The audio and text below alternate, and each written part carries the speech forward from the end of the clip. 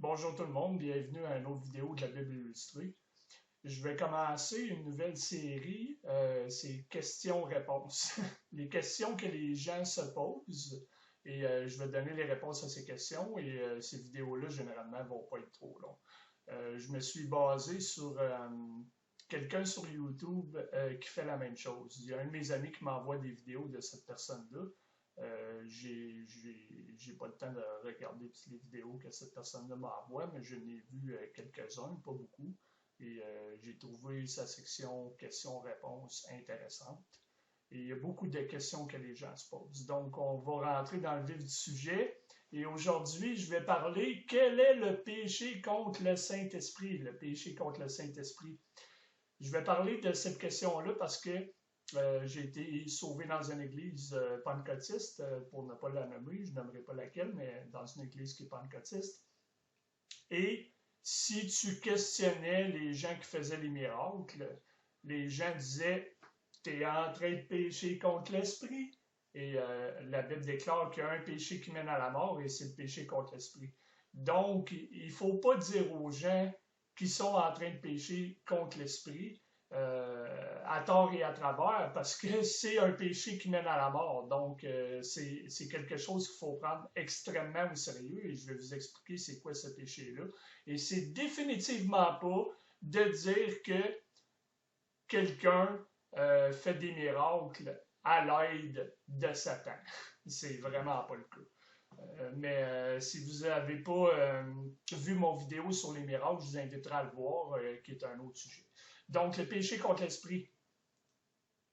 Dans Matthieu chapitre 12, versets 31 et 32, c'est pourquoi je vous dis, toutes sortes de péchés de blasphème sera pardonné aux hommes, mais le blasphème contre l'Esprit Saint ne sera pas pardonné aux hommes.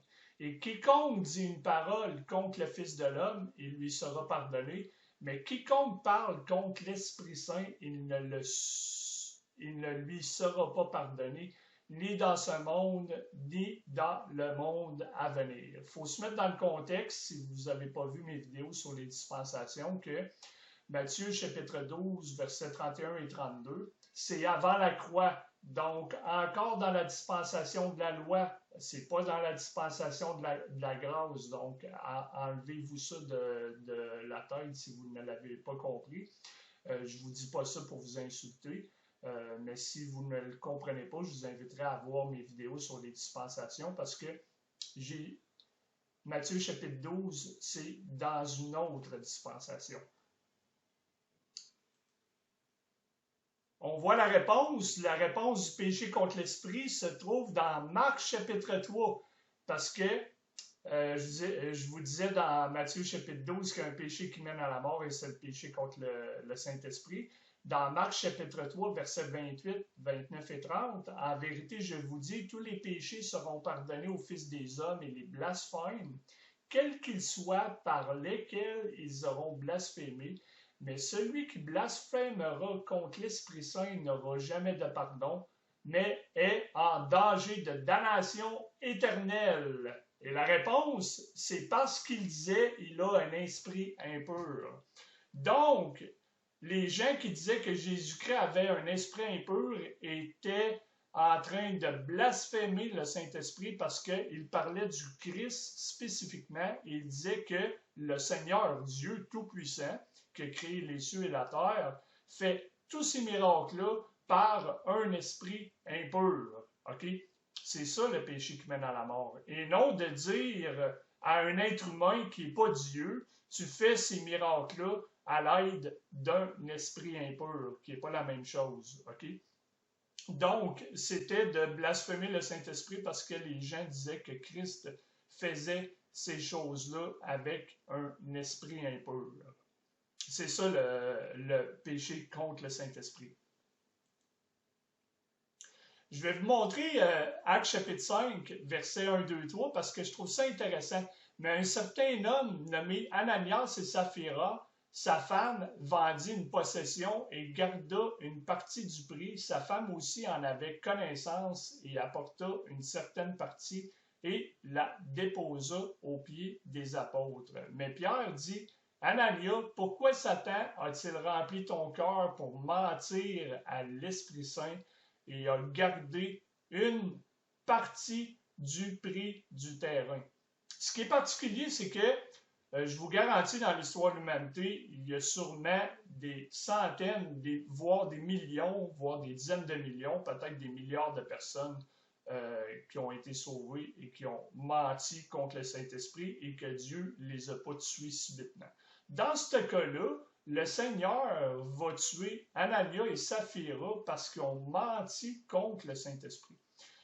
Il faut se mettre dans le contexte, encore une fois, que Actes, chapitre 5, c'est un livre de transition entre la loi et la dispensation de la grâce. L'apôtre Paul n'avait pas encore été choisi, donc il était techniquement, c'était une transition. Donc, ce n'était pas pleinement la dispensation de la grâce. Pourquoi je vous explique ça? Parce qu'il y a un parallèle intéressant à faire avec le Hébreux, chapitre 6, versets 4, 5 et 6. Okay? Le parallèle avec Anania et Saphira. Et on sait que le livre d'Hébreux, c'est un livre, encore une fois, de transition entre la dispensation de la grâce et la tribulation. Donc, dans la dispensation de la loi et dans la tribulation, les gens ne sont pas scellés du Saint-Esprit comme dans la dispensation de la grâce. Donc, je vais vous lire, car il était possible pour ceux qui ont été une fois éclairés, qui ont goûté aux dons célestes et qui ont été faits participants de l'Esprit Saint et qui ont goûté la bonne parole de Dieu et les pouvoirs du monde à venir, s'ils abandonnent de les restaurer de nouveau à la repentance, vu qu'ils crucifient de nouveau pour eux-mêmes le Fils de Dieu et l'exposent à une honte évidente.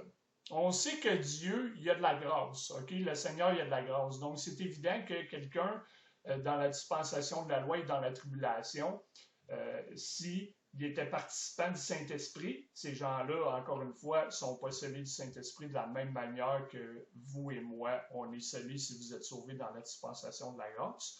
Mais si ces personnes-là ont été participants du Saint-Esprit, et je crois, ça c'est une piste de solution que je vais vous donner, je ne peux pas dire que je suis certain à 100%, mais 1 Samuel chapitre 16, verset 14 nous donne une piste de solution, l'histoire d'Anania et Saphira.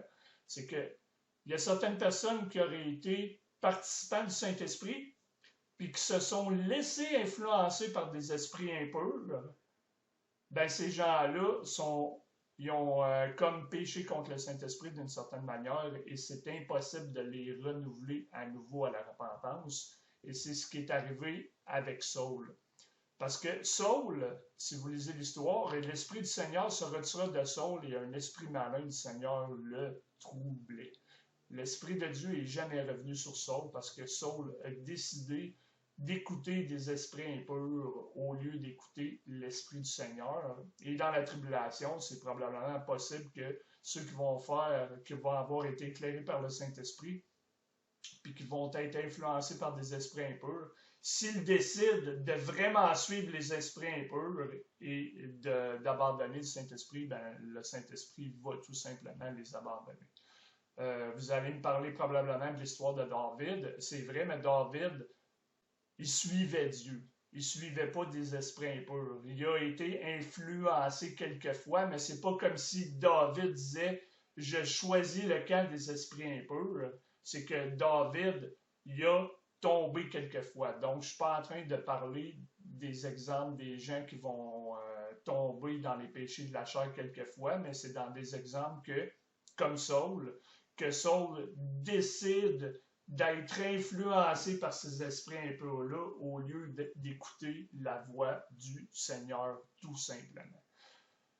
Ça, c'est le blasphème contre l'esprit, c'est de dire, encore une fois, que Jésus-Christ était influencé par un esprit impur. Donc, pour conclure, dans la dispensation de la grâce, il y a un péché qui mène à la mort.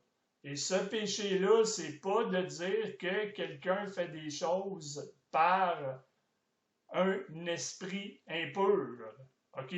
Et de croire qu'il le fait par l'Esprit de Dieu, c'est pas ça, OK? Il y a un péché qui mène à la mort dans la dispensation de la grâce, OK? Et c'est de ne pas accepter le Seigneur Jésus-Christ comme son sauveur. Si vous êtes sauvé, moi je suis sauvé, vous êtes scellés du Saint-Esprit et le Saint-Esprit ne vous abandonnera jamais parce que nous avons la sécurité éternelle. Et cette sécurité éternelle-là ne sera pas valide durant la tribulation et n'était pas valide dans la dispensation de la loi. Donc, je vous souhaite une bonne semaine et une bonne journée et que le Seigneur Jésus-Christ vous bénisse. Amen.